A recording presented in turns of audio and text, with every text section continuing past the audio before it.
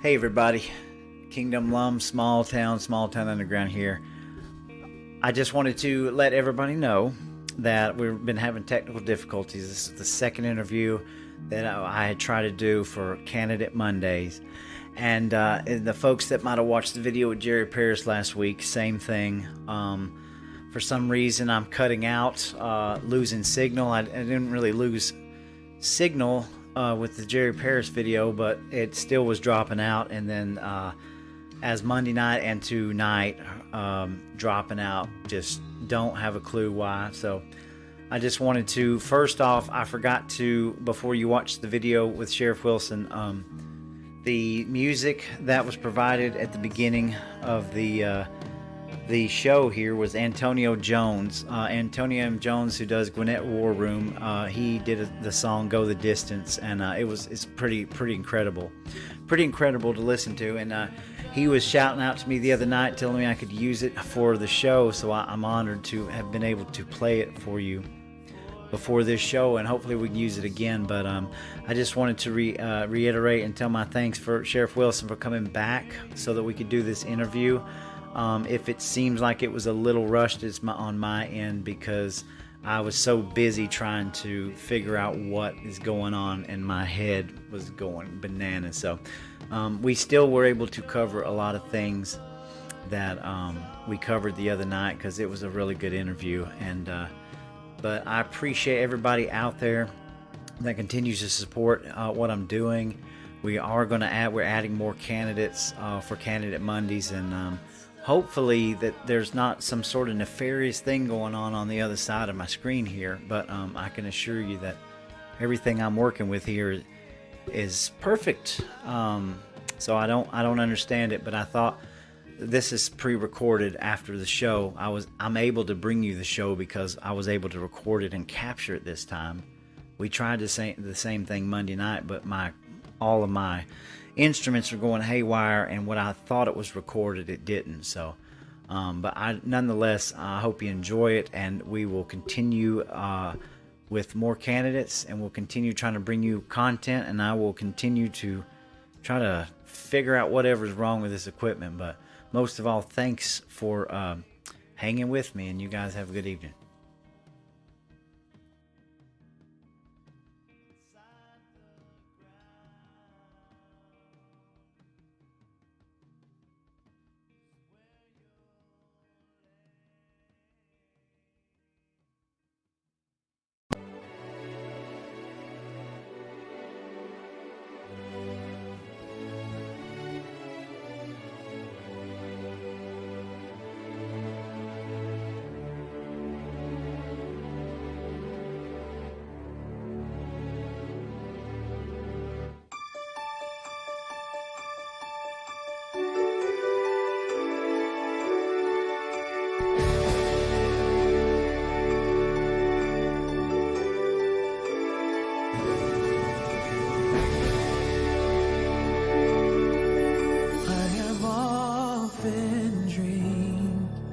Of a far-off place where the heroes are welcome will be waiting for me, where the crowds will cheer when they see my face, and a voice keeps saying, "This is where I'm meant to be." I'll be there someday. I can go the distance. I will find my way. If I can be strong, I know every mile will be worth my while. When I go the distance, I'll be right where I belong.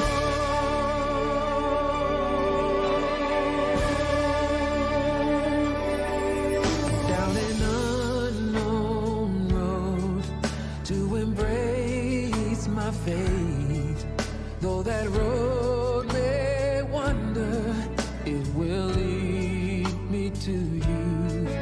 All right. Welcome to Kingdom Lum Small Town, Small Town Underground. And here we are live again. We are doing the interview that we tried to start out with Monday evening. We have it recording as we speak, and we're just going to try to run with this. We just tried it again. I'm having some issues here, and we are going to run with it because if it breaks out again, we're going to have this recorded. So could be the weather, could be all kinds of things. Who knows? But welcome everybody. I have with me tonight Sheriff Steve Wilson. Here is running for re-election for Walker County Sheriff, and we had a really good interview the other night, and tried to record it, tried to get it out there, and it just didn't work. So tonight everything looks good. It looks like it's working. So welcome to the show. Hey, again. good to be back, Roy. Yes, sir. Yes, sir. Twice in 1 week. Yeah, we're just going to kind of jump right into it tonight. I want you to first off just tell our audience who you are, what you're doing, and we'll start there, okay? Okay. My name is Steve Wilson. I'm the Walker County Sheriff. I was first elected in 1996, and I've been serving the citizens of Walker County now for over 27 years. And it's election time in Walker County, and I'm seeking re-election to the office of sheriff that I so dearly love and love serving in. And the election is May the 21st. That's primary day. And of course, early voting will start April the 29th at the courthouse and go for 3 weeks. And then we'll have 1 week at the satellite locations in Chickamauga, Rock Spring, Rossville, and Fairyland. And those will be open Monday through Friday with 2 Saturdays in there. Or you can go to my website, sheriffstevewilson.com, and that tells all about me. Gives you a little bit of a glimpse into who I am and what what I believe in and what I hope to accomplish. Absolutely, man. You've been doing this for quite a long time, and so why don't we start with a little bit of your background? I know we where you kind of started and how you kind of got your start into law enforcement. And I started in 1976. I was hired as a clerical employee with the FBI and assigned to the headquarters in Washington, D.C. So as almost a 19-year-old, I moved to Northern Virginia, went to work there in D.C. and worked with the FBI at the Hoover Building. Was trained in fingerprint examinations and fingerprint classifications there. Went through about a 12-week school there and ended up, that was my duties, was classification of fingerprints, locating criminals, and those type of things that had been printed. We kind of did it the old-fashioned way before there was the computers that searched for the fingerprints. And then I worked in internal security there. Stayed there about 3.5 years, came back to Walker County, worked for the Department of Corrections and the City Police Department for almost 6 years as a patrolman in Lafayette. Mm-hmm. And then I came to the sheriff's office in 1986, and I've been there ever since. Started there as a deputy sheriff, detective, commander of the Circuit Drug Task Force, and then was elected in 1996, and I've served for 27 plus years. Wow, that's awesome, man. That is awesome. So you've seen quite a bit over the years. Yeah, you said I started the year you were born here in Lafayette? That's right. I was 16 years old when I was elected. When you were elected, and I couldn't even vote back then. Right. But, we voted for you ever since. Yeah. But it's been a long run. I thought that we could try to take a stroll down memory lane and just look at some of the accomplishments, some of the highlights of your career, or things that stand out. My biggest one that I think that we talked about was the crematory case. Yeah. And where I was in North Carolina, whenever I was flipping through the television, and I was just watching the news come up, and then all of a sudden, like, I see Noble, Georgia on there, and I start freaking out, and I'm calling my parents trying to find out what is going on. Right. And that was a huge thing back then. It was an international news event, and when I say international, I mean media was here in Walker County and Noble from all over the world. Mm-hmm. I think I said last time the Winter Olympics were ongoing in Salt Lake City, Utah, and so that had brought a lot of media to the United States. And so they were here in the United States, and I guess the extra folks they had that dispatched them down to Rock Spring and Noble. And, I would get calls at 10, 11 p.m. With the BBC going live. Right. And they wanted me to go on live, and they were calling me at home, and that's when I still had a landline listed. And so it was just a big event, that captured the media all over the world, because it was such an unusual an occurrence. Oh, absolutely. Such an unusual event taking place with the loved ones, deceased loved ones of people. And, they were treated not good. And so it was just a tough time for everyone all the way around.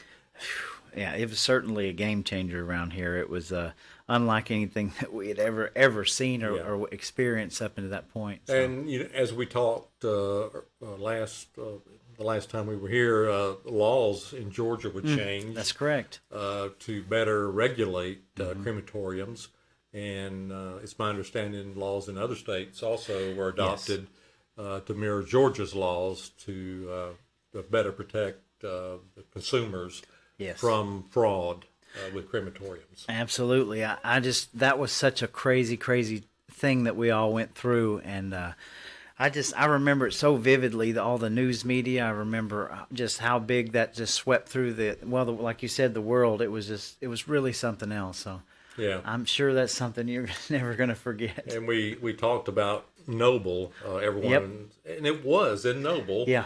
And I told this also, so I'm kind of repeating myself, but the mayor of Lafayette told me after this, he said, "Man, I'm sure glad you didn't say Lafayette, and you kept saying Noble." I said, That's well, right. It was in the community of Noble. That's so, right. There it was. Even though it had a Lafayette mailing address. Yes, absolutely. So yeah. What other cases that you that bring up to mind to you, like some of the biggest cases that you remember out of your tenure? Well, the next one would be the Sam Parker, Teresa Parker case, and that brought in national media because of the I think because of the who it was and where they worked. It was a married couple. One was a police officer, one was a 911 dispatcher. And that in itself just, the media loved that. Absolutely. Because they ran with it. So we had national media here off and on for 2 or 3 months with that. As you remember, we did a lot of volunteer searches. Yes, all over the place. We did. We searched from around Lafayette all the way to the Chattooga County line, I remember.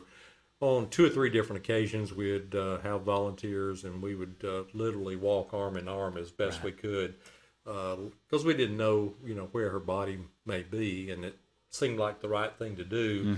People were wanting to help, and people were wanting to get engaged, and as it turned out, he was. This was in 2007. We prosecuted him in 2009.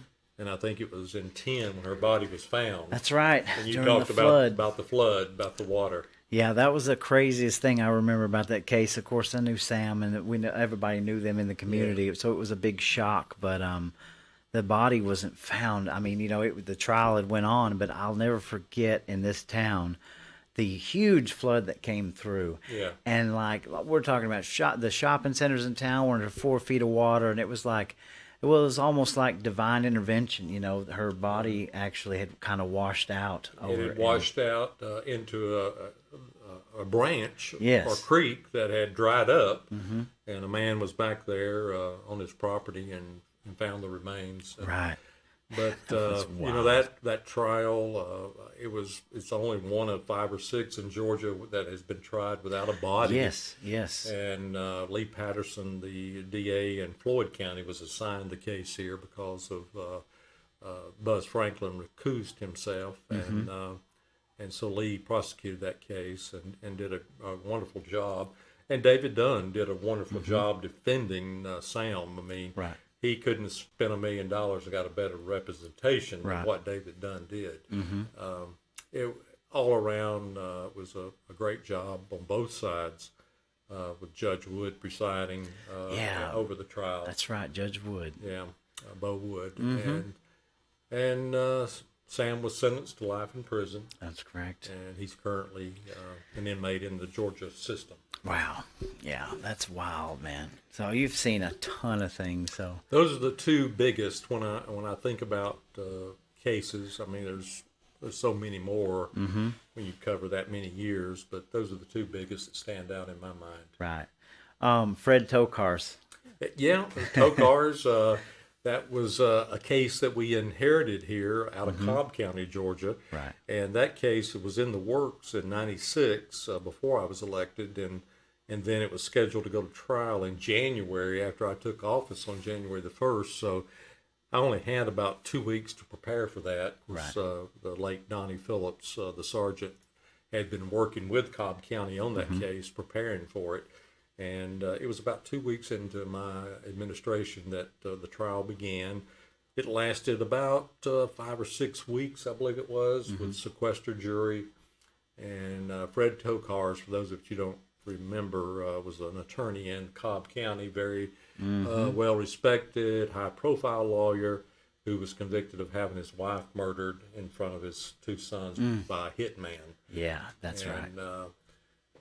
And he was sentenced to life in prison. The state had sought the death penalty, but the jury was hung 10-2 on that death penalty. Wow.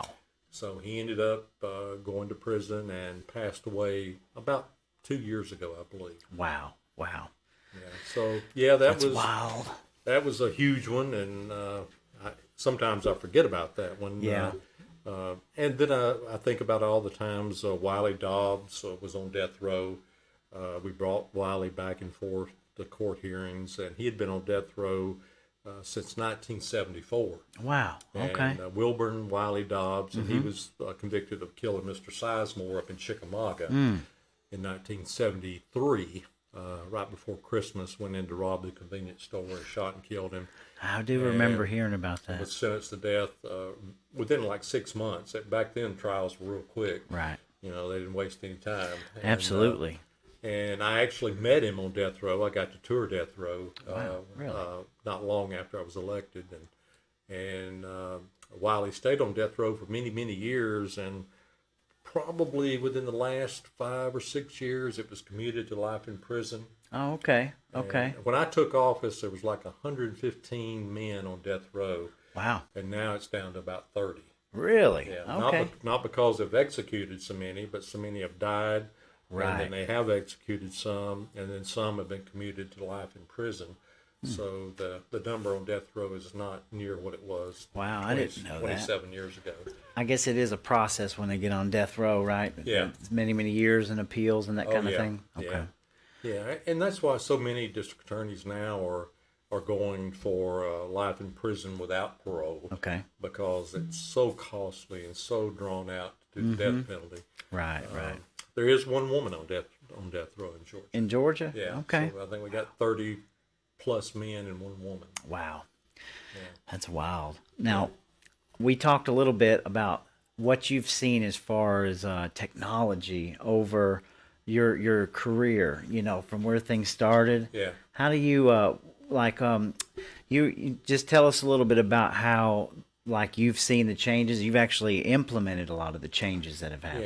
Yeah. Right? Technology is it's just been the game changer in law enforcement, as it has in the medical field, as it is in textile mills, wherever you're at. Technology, we would not have been doing this 27 years ago. Yeah, or having this kind of problem. No, no, we didn't. We might have had the internet here in Lafayette, but it would have been so slow we wouldn't have been able to do this. But the technology that we are using and that we've been able to acquire has just, it's enhanced our abilities to solve crimes. And a lot of it we don't talk about, but we do. But just, fingerprinting, for example. When I came into office, we were still fingerprinting with the old the black ink. Yes. And you would send them off, and it would be a manual search. When I always send fingerprints electronically. And same thing with our intoximeter. And, Right. The same thing with DNA. I think about DNA and the technology there. of how we have been able to solve crimes. Last December or November we solved a 28-year-old murder case. That's correct. Using DNA and technology. Wow. And that's something we could not have done 27 years ago. Email. When I came in office 27 years ago, we didn't have email. Now we have email, and I didn't. The first time I ran, I didn't have a cell phone. Right. The old quarters and a payphone. Is what I used. So Yeah. I don't know if that tells how old I am, but it does hear tell you. that I've been around for 27 years, and things have just changed so much. From logging in evidence in the evidence room to booking, the way we book individuals, just everything imaginable has changed. And thank goodness as I said earlier this week, I don't know a lot about technology, but I know that we need it. Sure. And, Absolutely. I'm hopefully smart enough to understand that it's out there and that's it needed, and that's why I hire other people that's knowledgeable. Gotcha. And, Yeah, and I'm sure the department's grown quite a bit over the years too. yeah, we've grown probably 25 employees, 25 in those number of years. Okay, gotcha. And the way we do things has just changed so much. Talking about technology, all the deputies have computers in their cars now. All of them have body cameras. All of them have most of them have video cameras in patrol. Just you can go on and on talking about technology and how we've been able to enhance that in the criminal justice world. That's pretty cool, man. I imagine that the way, I'm trying to see how to word this here. So, what do you think that we may be in for in the next few years? Like you see law enforcement changing. I know we talked a little bit the other night about how there's a lot of calls in bigger cities to defund the police and everything, and obviously we don't agree with that, but. No. But what do you see the pressure points in the law enforcement with this kind of rhetoric that goes on? Well, I think we've got to certainly disagree and push back with that rhetoric. I have not experienced anything like that here locally. As a matter of fact, I talked about working with the Board of Commissioners and them appropriating money for raises and increases in salaries. Increases in other areas that I needed when I said, look, I need this because I need this, not just because I want this. Right. So there has not been any of that talk, and I don't expect there any to be of that talk here. But it does concern me for other areas of the United States that people would buy into that kind of stuff. Gotcha. It's totally nonsense when you're talking about defunding the police or cutting the budgets of large cities. When we see 200,000 and 300,000 immigrants coming to New York City and the crime is escalating in New York City, Right.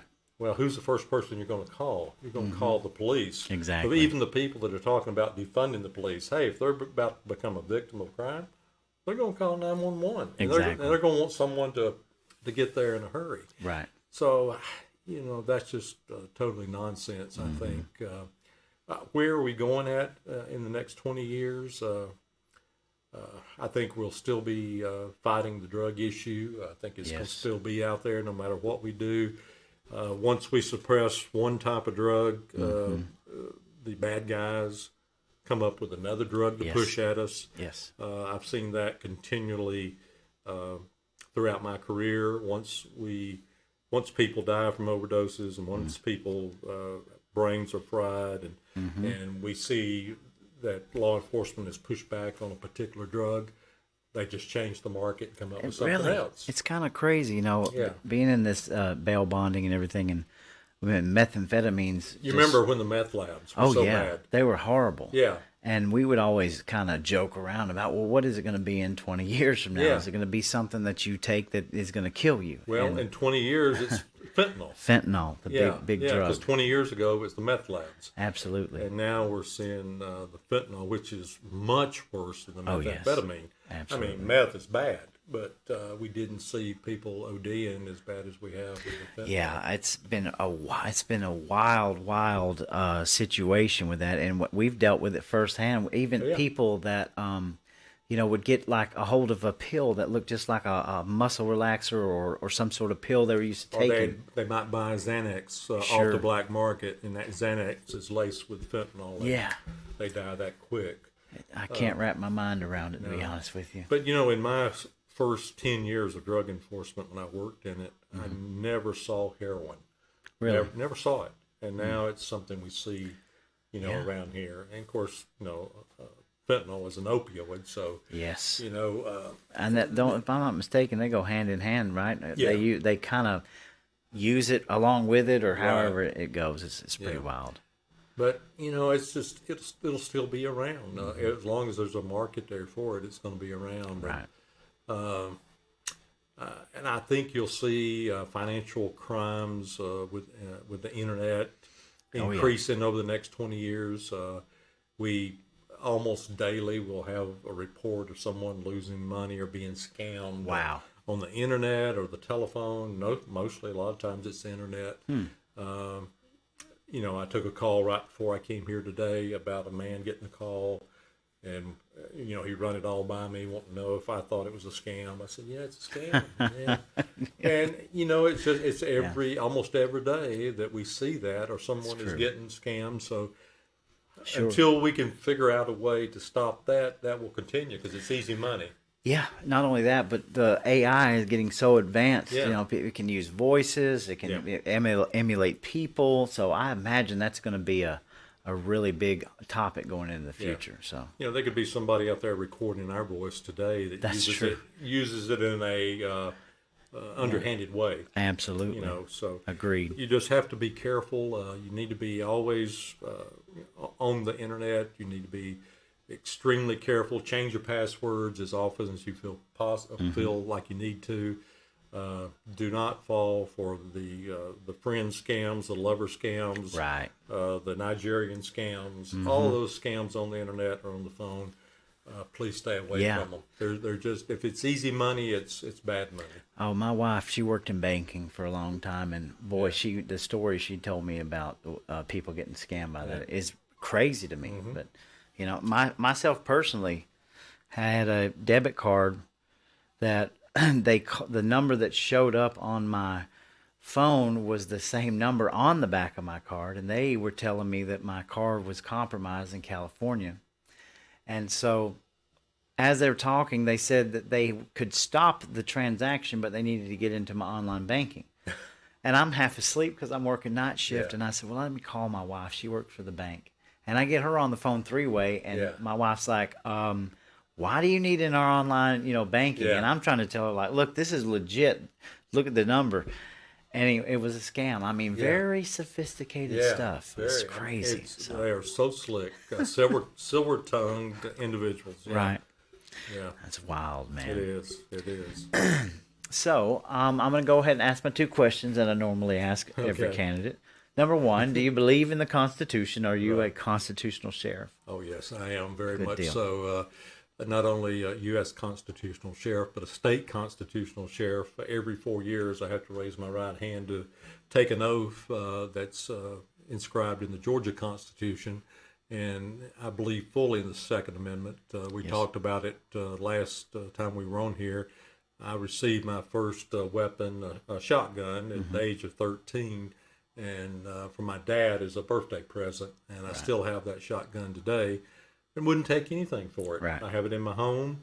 I think we as citizens of the United States have the right to keep and bear arms, as our forefathers wrote in the articles that we should be able to do, and adopted that. So yeah, I'm with everyone on the right to bear arms, and I'm a strong believer in the Second Amendment, Right. and would do everything I could possibly do to protect that. There you go. And you were an integral part in passing the proclamation we had a few years Yes, ago in this I county. was So, part of that. the commissioner, the sheriff, they all stood up and said that, we respect the Second Amendment and we stand by it. So, I was there for the awarding of the proclamation resolution. Absolutely. That was a good day that day. I Yeah. really liked it. Yeah. So let's talk a little bit about people that would like to get involved in certain ways with law enforcement. How can people get involved? How can people support law enforcement in their communities?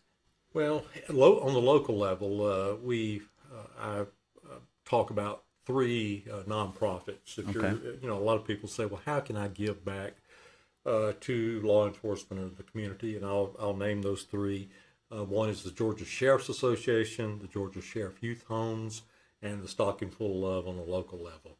The Stocking Full of Love is, go to our website, Stocking Full of Love of WalkerCounty.com.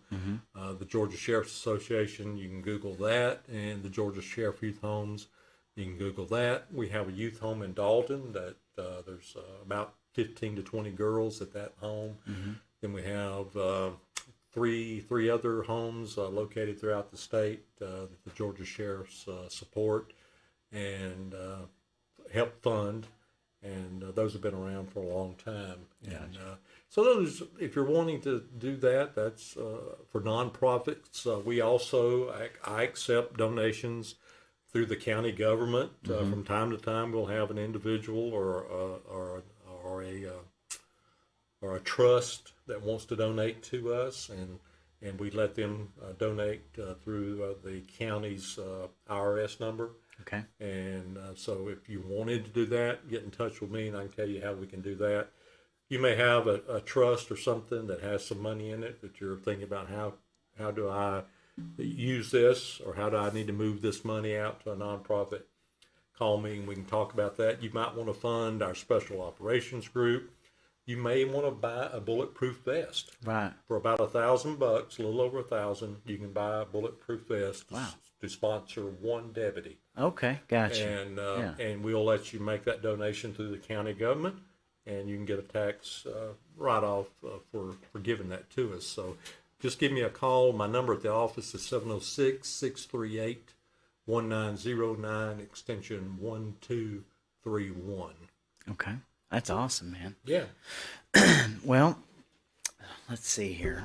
I'm flying a little bit off the cuff I here. tell you what, let's talk about, did I mention my website earlier for my reelection? I know that we're on here talking about Yes. that. You can go to my Facebook page, Reelect Sheriff Steve Wilson. Gotcha. Or you can go to sheriffstevewilson.com, and there you can do a lot of different things. You can comment, request a yard sign, donate, whatever you might like to do.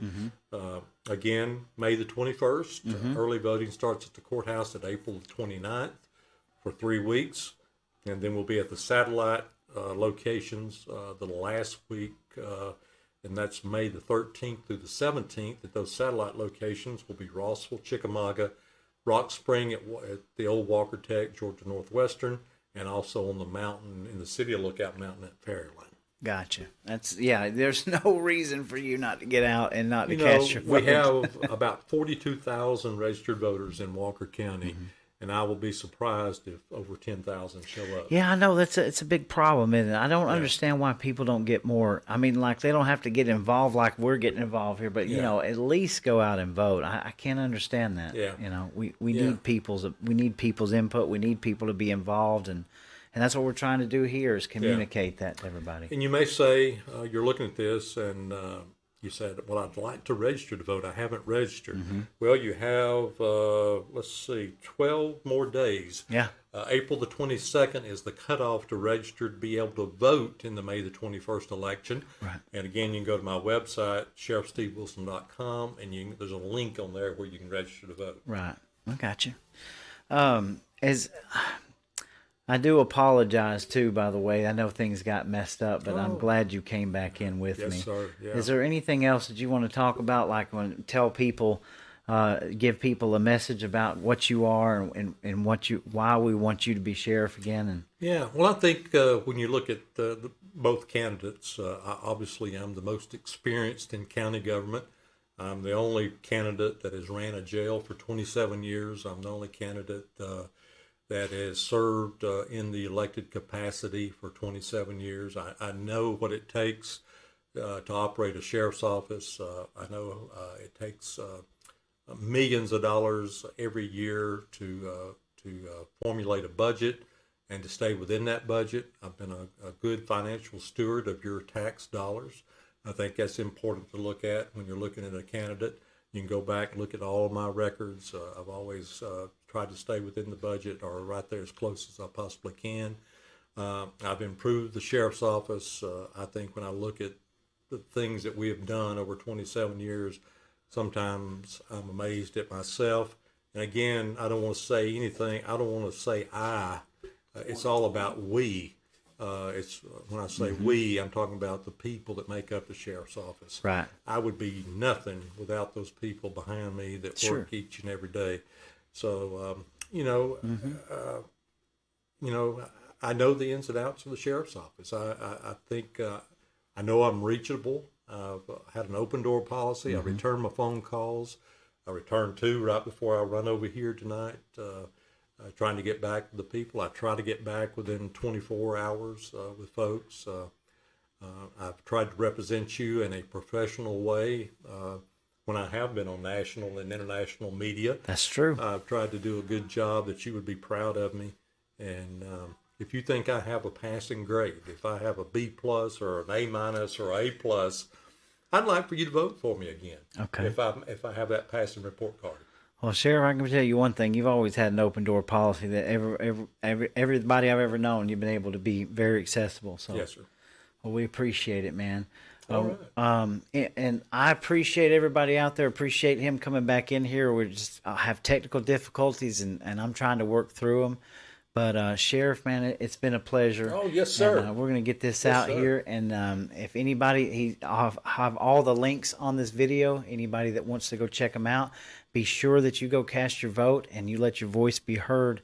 And again, we thank you for coming on the show. Thank you for having me. All right.